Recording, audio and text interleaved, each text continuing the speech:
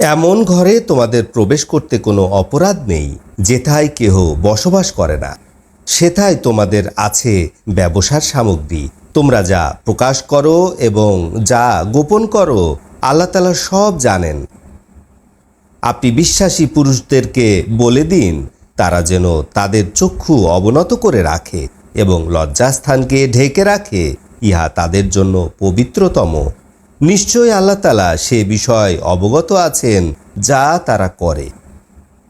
আপনি বিশ্বাসী নারীদেরকে বলে দিন তারা যেন তাদের চক্ষু অবনত করে রাখে এবং লজ্জাস্থান ঢেকে রাখে, তারা যেন তাদের সৌন্দর্য প্রকাশ না করে উহা ব্যতীত যা সাধারণভাবে প্রকাশ পায়, এবং তারা তাদের মাথার ওড়না দ্বারা যেন বক্ষস্থল ঢেকে নেয় এবং তাদের সৌন্দর্য প্রকাশ করবে না।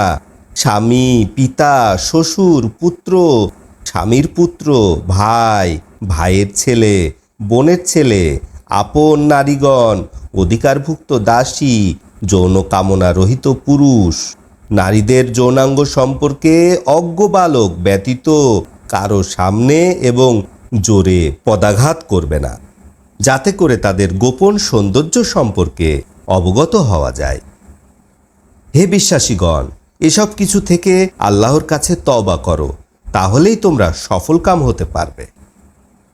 তোমাদের মধ্যে যারা বিবাহহীন তাদের বিবাহের ব্যবস্থা করো, এবং দাস ও দাসীদের মধ্যে যারা সৎকর্মশীল তাদেরও বিবাহের ব্যবস্থা করো। যদি তারা অভাবগ্রস্ত হয় তবে আল্লাহ তাআলা তার অনুগ্রহের মাধ্যমে তাদেরকে অভাবমুক্ত করবেন। আল্লাহ তাআলা প্রাচুর্যময় সর্বাজ্ঞ। যারা বিবাহের সামর্থ্য রাখে না তারা যেন নিজেদেরকে পবিত্র রাখে যতক্ষণ না আল্লাহ তাআলা তার স্বীয় অনুগ্রহ হতে তাদেরকে অভাবমুক্ত করেন।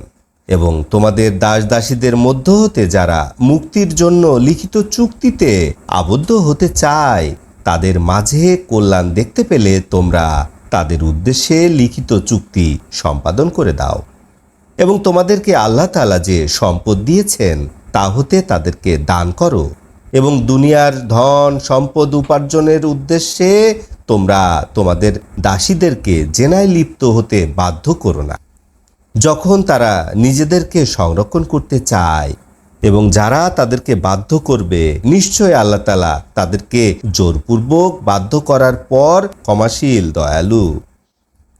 নিশ্চয় আমি তোমাদের প্রতি উজ্জ্বল আয়াতসমূহ অবতীর্ণ করেছি এবং তোমাদের পূর্ববর্তীদের দৃষ্টান্ত এবং মুত্তাকিনদের জন্য নসিহত অবতীর্ণ করেছি।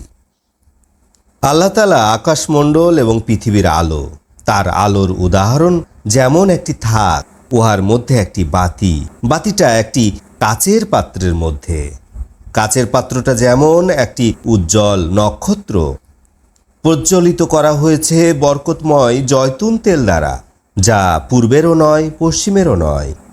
মনে হয় যেন আগুনের স্পর্শ ছাড়াই তেল আলো বিচ্ছুরিত করছে। আলোর উপরে আলো, আল্লাহ যাকে ইচ্ছা তার আলোর দিকে পথ প্রদর্শন করেন। আল্লাহ তাআলা মানুষের জন্য দৃষ্টান্ত বর্ণনা করে থাকেন এবং আল্লাহ তাআলা সকল বিষয় সম্পর্কে অবগত। সেই প্রদীপ প্রজ্বলিত হয় এমন ঘরের মধ্যে যে ঘরের প্রতি সম্মান প্রদর্শনের জন্য আল্লাহ তাআলা নির্দেশ দিয়েছেন, যেথায় সকাল সন্ধ্যায় তার নাম স্মরণ করা হয় এবং পবিত্রতা জপনা করা হয়।